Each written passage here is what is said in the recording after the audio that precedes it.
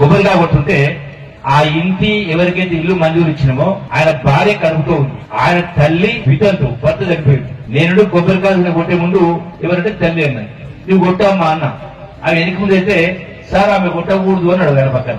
ఎందుకు కొట్టకూడదు అన్న, భర్త లేడు సార్ అన్నది. అంటే భర్త లేకపోతే కొబ్బరికాయ కొట్టుందా? ఎవరా చెప్పింది? భర్త చనిపోయిన బాధ వదికు సొంత కొడుకు ఇల్లు కడుతుంటే కొబ్బరికాయ కొట్టనీయలేదు ఇంకో బాధ. ఎవరి పెట్టింది? ఇవన్నీ మూఢనమ్మకాలు, దుర్మార్గం. అదే భార్య కడుపుతో ఉందంటే కొబ్బరికాయ కొట్టదంట. ఎవరు చెప్పిందే?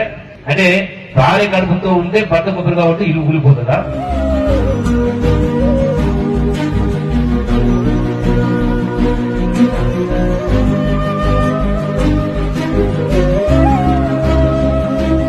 అందుకనే ప్రతి దానిపైన మనం ఏది కరెక్ట్ ఉందో ఒకసారి ఆలోచన చెయ్యాలి. అందుకనే ఒకనాడు ఇవాళ కాదు 100 ఏళ్ళు దాటింది. 100 ఏళ్ల కిందనే ఆడపిల్లలు చదువుకోకూడదనేది ఆనాడు రాజా రామ్మోహన్ ఇంకోటి సతీ సగమనం. భర్త చనిపోతే భర్తతో పాటు భార్య కూడా చనిపోవాలి.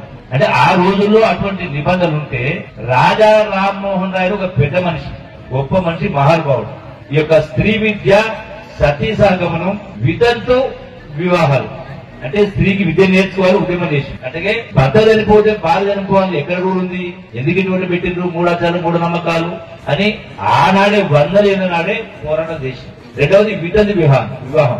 అంటే భర్త చనిపోతే మళ్లీ పెళ్లి చేయకూడదా? అంటే 20 ఏళ్లకు ఇవన్నీ రకరకాల యాక్సిడెంట్లు వ్యవహారాలు జరిగి 20 ఏళ్ళకి 30 ఏళ్ళకి చనిపోతున్నారు. మరి 70 ఏళ్లు నరకం అనుభవించాలా?